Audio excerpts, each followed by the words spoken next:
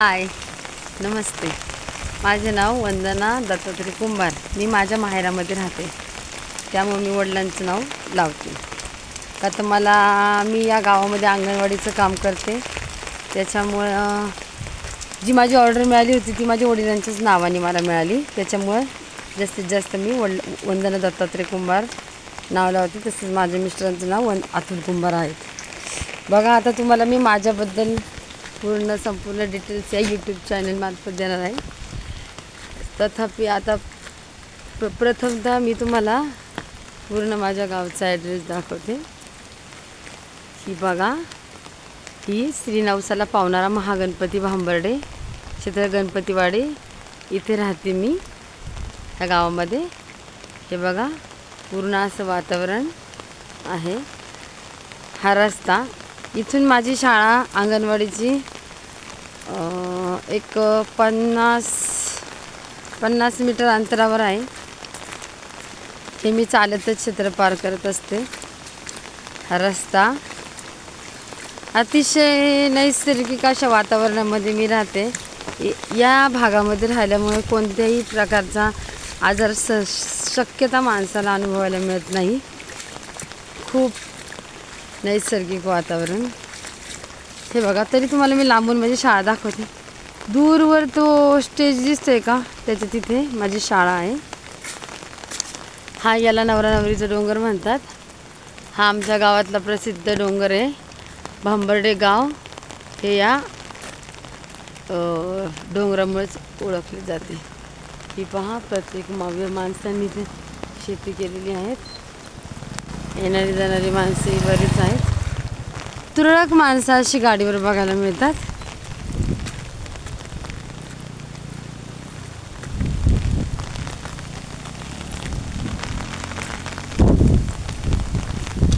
हा रस्ता आहे. वातावरण संपूर्ण पावसाचे आहे. हे बघा, तुम्हाला मी जाता आता रस्त्यातच इथे एक छोटी विहीर आहे.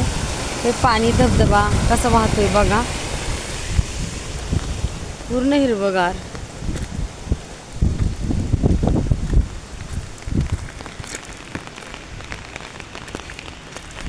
इथे माझ्या घरापासून जवळच माझ्या आईचं घर असते, त्यामुळे मी माझ्या आईच्या घराला भेट देऊन जात असते. आई वडील काय करतात मला रोज बघावं लागतं. त्यांचं काय चाललेलं असते नेमकं, थोडंसं नाही का, लेक म्हणून दबदबा. आई काय करते फक्त बघायचं. बघा, थोडं मागं येते मी. ही माझ्या वडिलांची भट्टी असते इथे.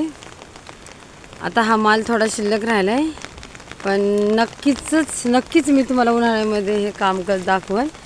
आज माझा पहिलाच दिवस आहे, त्यामुळे मी तुम्हाला माझ्या आईच्या घरापर्यंतच माझी ओळख दाखवते. बघा, ही सडक. ह्या गावामध्ये शक्यतो रस्ते अजिबात चांगले नसतात. थोडे खड्डे खुड्डे बघायला मिळतात. आता मी जवळच आईच्या घराला अगदी थोडक्यात पोचणार आहे. माझ्या वडिलांका बघा, ट्रॅक्टर आहे.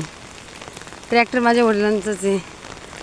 ट्रॅक्टर चालून त्यांनी आम्हा 4ही मुलांना शिकवलं आहे, मोठं केलं आहे. पावसामुळे आता या शेडमध्ये लावले. हे बघा, वरचं वातावरण कसं झालं बघा. आता मी तुम्हाला आईच्या घरी जाणार. आईला आवाज दिला का आई माझी लगेचच ओ करी ना. हे आईचं घर. माझी संपूर्ण माहिती बघण्यासाठी तुम्हाला हा चॅनल फॉलो करावा लागेल. आई बघा, हा व्हिडिओ बनवते मी. हे माझी आई काय करते बघा. ही तर धुणं भांडी करते. हे इथं आजी आलेले आहेत. आता मी तुम्हाला थोडीशी माझ्या वडिलांची भेट करून देते. आप्पा काय करताय? अंधारात बसलेत, तुमच्या पायाला मुंग्या आहेत, तुम्ही अंधारात बसलेत का? अंधारात आहे, जाऊ द्या. हा आमचा कुत्रा आहे. तर आता बघा, पावसामुळे बघा थोडी छत्री घेतली. छत्रीमुळे तुम्हाला थोडासा परिसर काही दिसणार नाही आहे. तरी पण मी आता आईच्या घराला भेट देऊन आली, तुम्ही बघितलंच.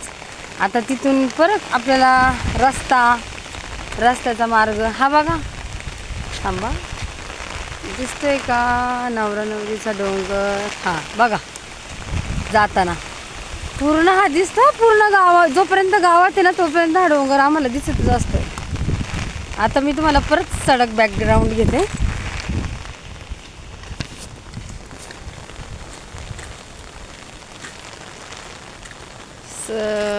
हे मोबाईल थोडा स्लो चालतो. हे बघा, एकदम हिरवळीचं वातावरण. तिथे एक बोर्ड होता, तुम्हाला दाखवायचा होता. एक मिनिट हा.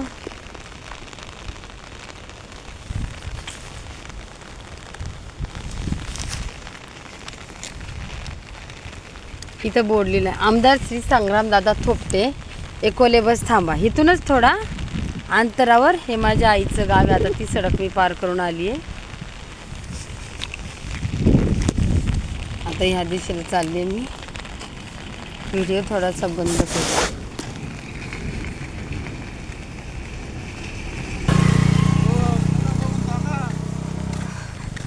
बघा हा रस्ता. आता इथून मी अंगणवाडी केंद्रातच जाणार आहे. थोडंसं लेट झाले. इथून बघा हा गावचा लुक कसा दिसतो.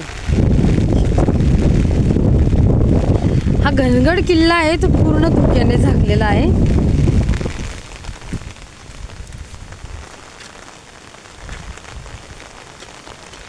दोन्ही रस्त्याच्या कडेला बघा ना किती छान झाडी आहे. दोन्ही रस्त्याच्या कडेला रस्ता. जंगल नाही म्हणता येणार, पण गावच तसं छान आहे. निसर्गरम्य हवामान, वातावरण.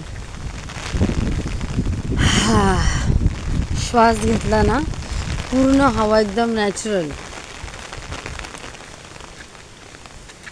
थोडं थोडं जसं तुम्हाला दिसणार आहे तसं मी तर दाखवणारच आहे. परंतु या छत्रीमुळे आणि धुक्यामुळे तुम्हाला थोडा परिसर स्पष्ट दिसणार नाही.